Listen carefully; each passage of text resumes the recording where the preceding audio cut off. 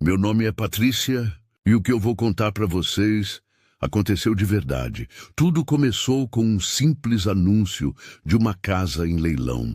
Parecia uma oportunidade perfeita, bonita, barata, isolada. Mas às vezes o que parece um recomeço é só o início de algo muito mais sombrio. Eu comprei aquela casa achando que seria o início de uma nova fase. Mas no momento em que entrei pela porta, eu percebi que não era eu quem tinha escolhido a casa. Era ela que tinha me escolhido. E agora, eu só quero que vocês saibam o que me aconteceu. Antes que outra pessoa veja aquele mesmo anúncio, eu nunca fui do tipo que acredita em histórias de fantasmas. Sempre achei que essas coisas eram exageros, histórias para assustar criança ou ganhar curtida na internet. Mas isso foi antes de eu conhecer a casa da Rua 17, aquela que comprei num leilão por um preço que parecia bom demais para ser verdade. Na época, eu estava passando por um divórcio complicado. Queria recomeçar, sabe? Um lugar só meu, longe de tudo e de todos. Achei o anúncio por acaso, navegando à noite num site de imóveis. Casa antiga, 2 andares, terreno amplo, valor abaixo do mercado. Leilão judicial. As fotos mostravam uma casa charmosa, estilo colonial, com varanda e janelas de madeira.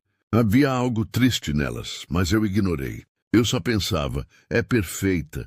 No dia da visita, o corretor parecia apressado. Quando perguntei o motivo do preço tão baixo, ele desviou o olhar e respondeu seco. Histórico complicado. Antiga herança. Mas a documentação está em dia. Na hora não questionei mais. Queria acreditar que era apenas azar dos outros e sorte minha.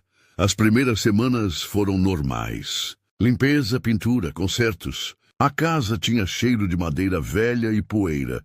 E à noite, o som dos grilos vinha da mata atrás do terreno.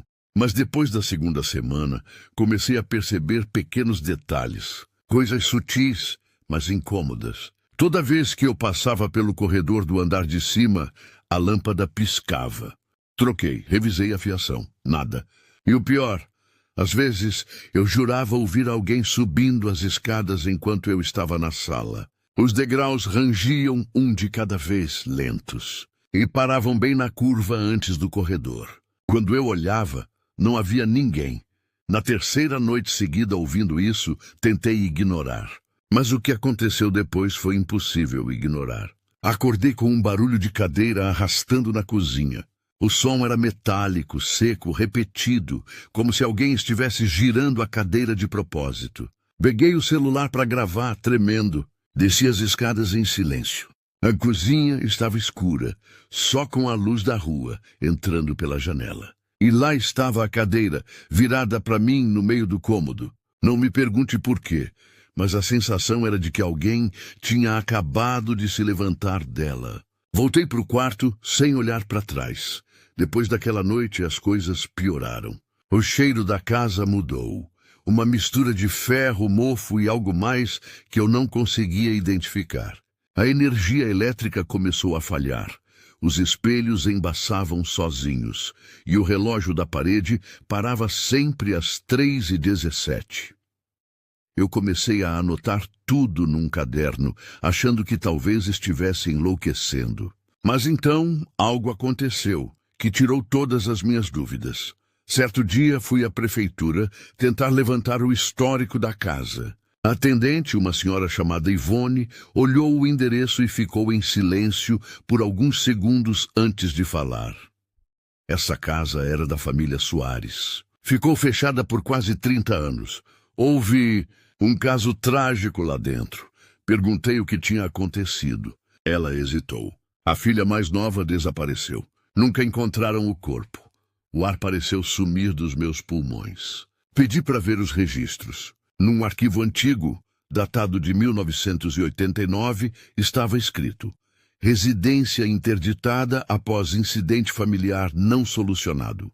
Proprietária falecida em circunstâncias suspeitas. Naquela noite, não consegui dormir. O barulho de passos voltou mais nítido, mais próximo. E havia outra coisa, sussurros. baixos, vindos das paredes como se alguém falasse meu nome. Laura! Sempre o mesmo tom, arrastado, quase triste. No dia seguinte, decidi investigar o porão, algo que vinha evitando desde que me mudei. A entrada ficava atrás da despensa, escondida por uma pequena porta de madeira. Quando puxei, o ar que saiu dali era pesado, frio, úmido. Desci com a lanterna do celular. As paredes estavam riscadas, com nomes e datas escritas em algo escuro, talvez carvão ou sangue. E bem no centro do cômodo havia uma caixa de madeira trancada. Forçando a tampa, consegui abrir. Dentro havia fotos antigas, uma mulher e duas meninas, todas sorrindo no jardim da própria casa. Mas em uma das fotos, a criança menor devia ter uns 7 anos, estava sozinha, e seus olhos haviam sido riscados com caneta. Atrás da foto, uma frase escrita à mão. Ela nunca foi embora. Deixei a caixa e subi correndo. Mas o pior ainda estava por vir. Na manhã seguinte, um envelope apareceu enfiado sob a porta. Papel amarelado sem remetente. Dentro apenas uma mensagem. Você devia ter deixado ela em paz. Naquela noite, acordei com o som de alguém chorando. Um choro infantil, fraco, vindo do andar de baixo. Desci tremendo e vi que a porta do porão estava aberta. A lanterna piscava sozinha, caída nos degraus. E por um instante, juro que vi uma menina parada no meio da escada, olhando para mim. O cabelo molhado, os pés sujos de terra. Ela disse algo, mas o som parecia distante, abafado. Me ajuda, gritei. A figura sumiu. Subi correndo para o quarto e fiquei ali, com as costas encostadas na porta até amanhecer. Quando o sol nasceu, todas as portas estavam abertas, inclusive a da frente, que eu tinha trancado com chave. Peguei minhas coisas e fui embora naquela mesma manhã. 2 semanas depois, soube que a casa estava novamente listada em leilão. O mesmo texto, as mesmas fotos, mas com um detalhe novo. Uma imagem borrada, refletida na janela do andar de cima. Parece uma menina de vestido claro, olhando para fora. E toda vez que lembro daquele reflexo, lembro da voz no porão. Você devia ter me deixado aqui. Se você está ouvindo isso agora, talvez já seja tarde demais. Porque a casa ainda está à venda. E, de alguma forma, ela sempre encontra um novo dono. Se você gostou desta história e quer descobrir o que mais se esconde nas sombras do Atlas do Medo, inscreva-se no canal, ative o sino de notificações e prepare-se. Porque esse foi apenas um capítulo de um mundo muito maior. Um mundo onde cada história é uma porta. E cada porta leva a um novo pesadelo. Bem-vindo ao Atlas do Medo.